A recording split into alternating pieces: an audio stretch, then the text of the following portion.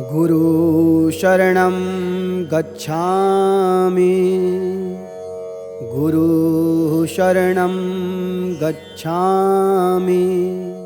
जी, तो गुरुदेव आप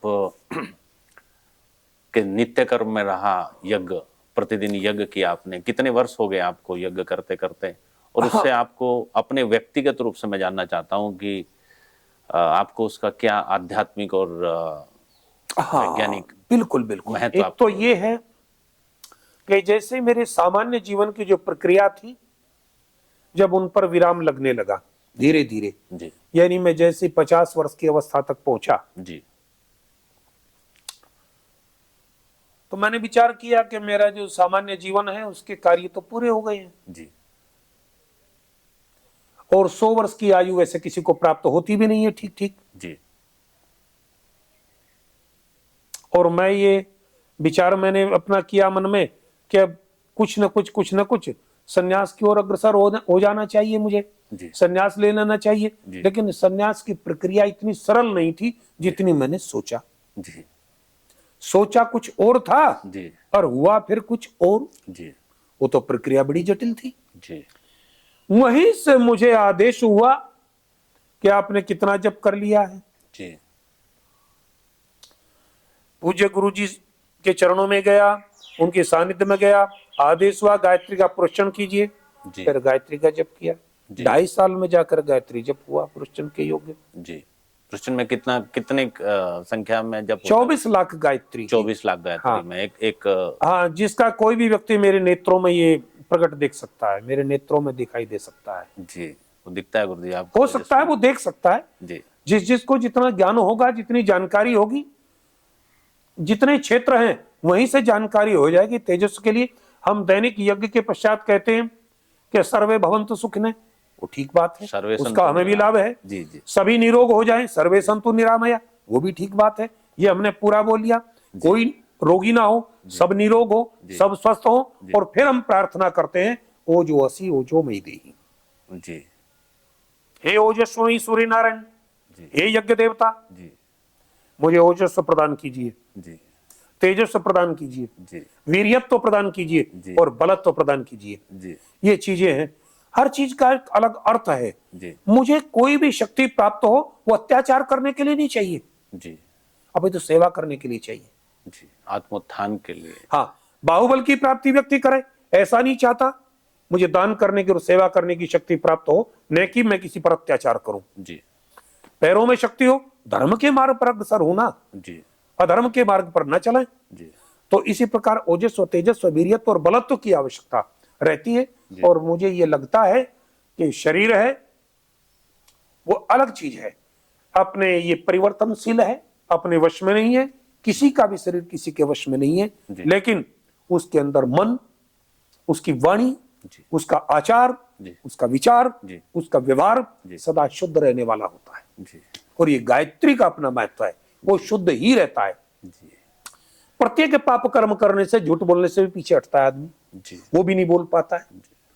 तो इस प्रकार से मुझे तो उपलब्धियां कितनी हुई, एक स्मृति के लिए मैं बता देता हूं। स्मृति, जी मेरी अवस्था तक चलते चलते बहुत सारी चीज भूल जाने वाली होती है, जी लेकिन मुझे लगता है कि मेरा तो मुख्य विषय यही है कि मैं कुछ भूलता ही नहीं हूं। जी एक पुस्तक को पढ़ लिया, देख लिया कि मैं इस विषय में बता रहा था मैं आपको जी कि मैं पुस्तक को ये चाहता हूं ये पृष्ठ बाय पृष्ठ मेरे याद हो जावे। जी। विवेकानंद के साथ ऐसा होता था। अब ये देखिए, अब ये मेरा विचार रहता है कि ये तो मुझे पृष्ठ बाय पृष्ठ याद होना चाहिए भाई।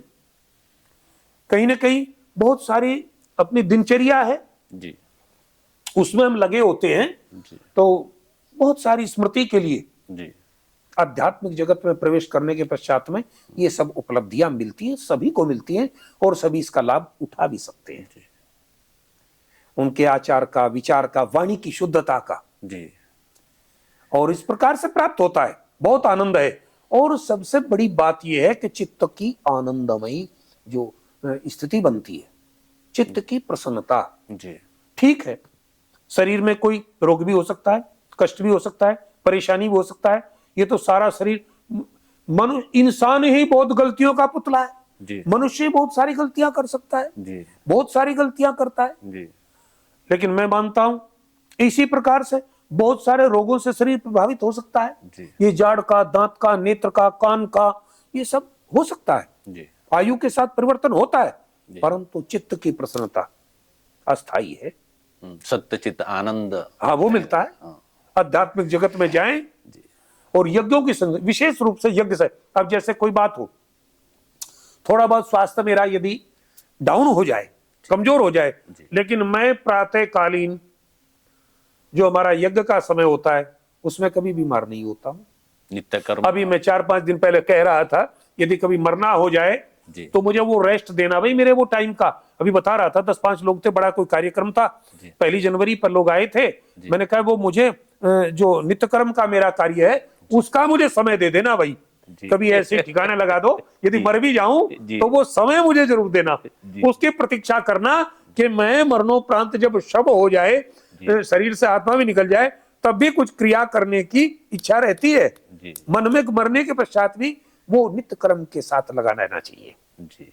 जब तक ये शरीर है धरा पर, चाहे मृत हो, चाहे जीवित हो, चाहे कुछ हो, लेकिन नित्य कर्म होना चाहिए जी। या मैं नहीं कर पाऊं तो मेरे शरीर से तुम कराओ, जी। मेरी ये मान्यता है, जी। तुम कराओ, मेरा हाथ लगवाओ, जी।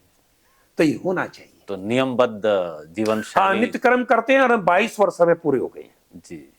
दैनिक यज्ञ करते हुए। इसी जगह जहां हम लोग बैठे हुए हैं, यही हमारा अष्टप्रहरी यज्ञ हुआ था, इसी स्थान पर हुआ था, ऊपर टीन लगा हुआ था जी।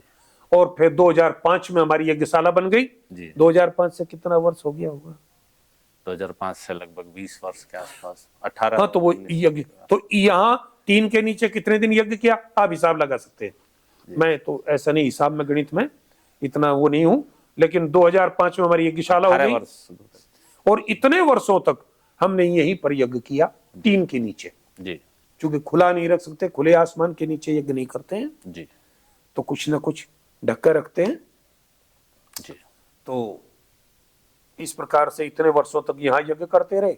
अभी वहां चल रहा है, नारायण की कृपा है और हमें तो पूरी उपलब्धि ये है कि चित्त की प्रसन्नता बनी रहती है जी। और जैसे हमारा नित्य कर्म का समय होता है, हमें कोई शक्ति, कोई ऊर्जा, कोई अदृश्य शक्ति उठा के खड़ा कर देती है। जी। सब स्नान ध्यान चलता है, यज्ञ पे जाते हैं, जी। हाँ भोजन वोजन करें, उसके बाद में 100 समस्याएं हो सकती है। जी। कई बार भोजन पचता नहीं है, चूरन ले लो भाई, ये दवा, ये जैसे ये उसकी दवा है, ये भी जैसे कि कोई ऐसा भोजन भिक्षा में बाहर से आ जाए तो ये होम्योपैथिक दवा है, ये जरा सी 10 बूंद ले लें वो पच जाएगा। ये चीजें बाद में हो सकती हैं, लेकिन नित्य कर्म के साथ ये सब चलता है जी। आनंद है जी। और इससे ज्यादा हमें क्या चाहिए? कुछ चाहिए? बहुत बहुत धन्यवाद गुरुदेव, आपने हमारा यज्ञ के नारायण कृपा आध्यात्मिक और वैज्ञानिक महात्म्य पे काफी चर्चा की और भक्तजनों का मार्गदर्शन किया।